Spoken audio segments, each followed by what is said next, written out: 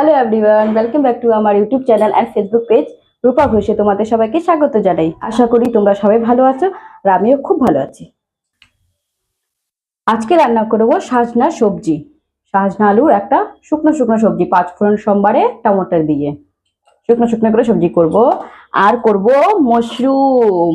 দেখো, mushroom mushroom chilli বানাবো আজকে। চিলি না, সরি, চিলি না। কালকেই চিলি বানিয়েছিলাম, পনির চিলি। আজকে মাশরুম চিলি বানাবো না, মটর মাশরুম করব। মটর মাশরুম।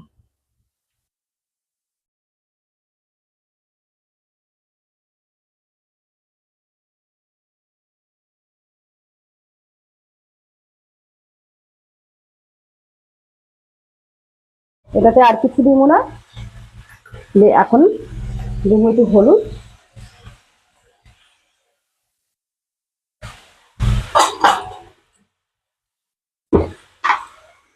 এই যে নুন।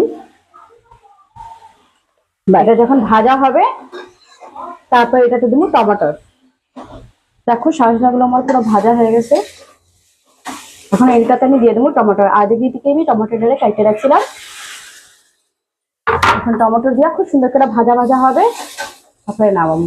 এটা ভালো করে যখন টমেটোটা নিজে নিজে গলবে তখন সাজনাটা ভালো করে সিদ্ধ হবে। ঠিক আমার সাজনা কমপ্লিট হয়ে গেল। আমি ধনিয়া পাতা আগে কেটে রাখছিলাম, ধনিয়া পাতাটা একটু ছড়াই দিলাম।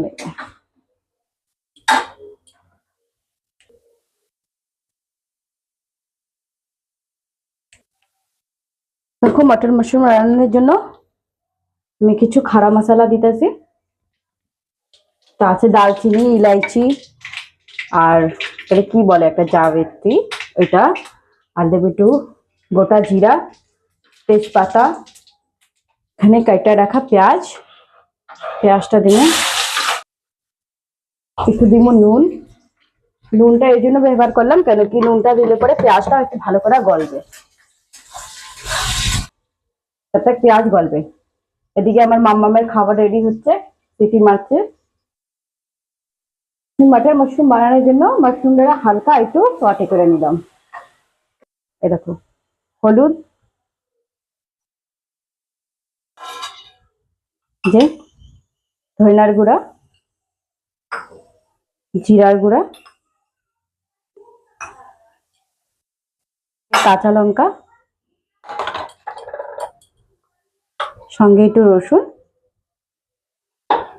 এটাতে আমি রসুন আর আদা বাইটা রাখি। একটু নুন।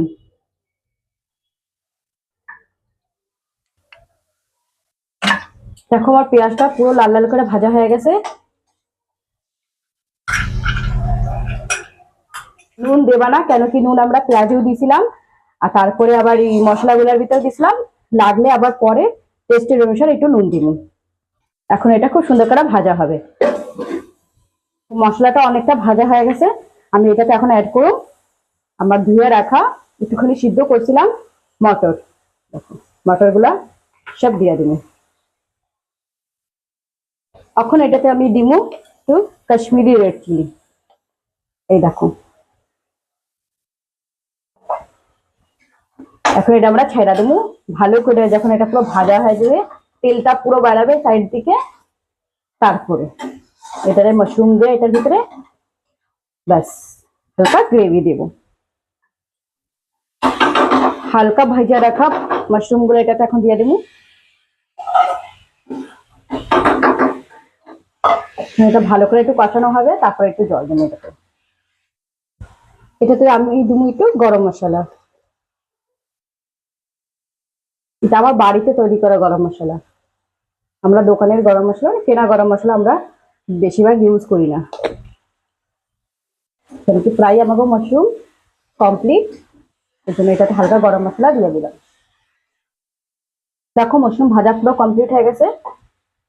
মাশরুম আর মাটর, দেখো এখন গরম জল হালকা।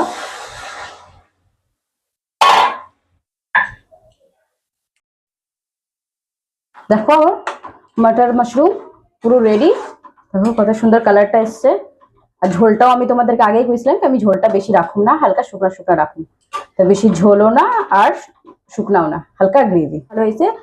আর ক্রিম দিলে আর একটু ভালো কালারটা আসতো, আর একটু মিষ্টি মিষ্টি হইতো। তো আমরা আবার ক্রিম দিই না কেন কি, আমরা একটু মিষ্টি মিষ্টি বেশি পছন্দ করি না, এর জন্য। দেখো, এই আজকে আমার রান্না কমপ্লিট। তোমাদেরকে দেখাইছি কি কি রান্না করলাম। আশা করি আমার ভিডিও তোমাদের আগে সবাই ভালো লাগছে। তো একটা লাইক, শেয়ার, সাবস্ক্রাইব করো। আবার দেখা হবে নতুন ভিডিওর সঙ্গে। Thank you.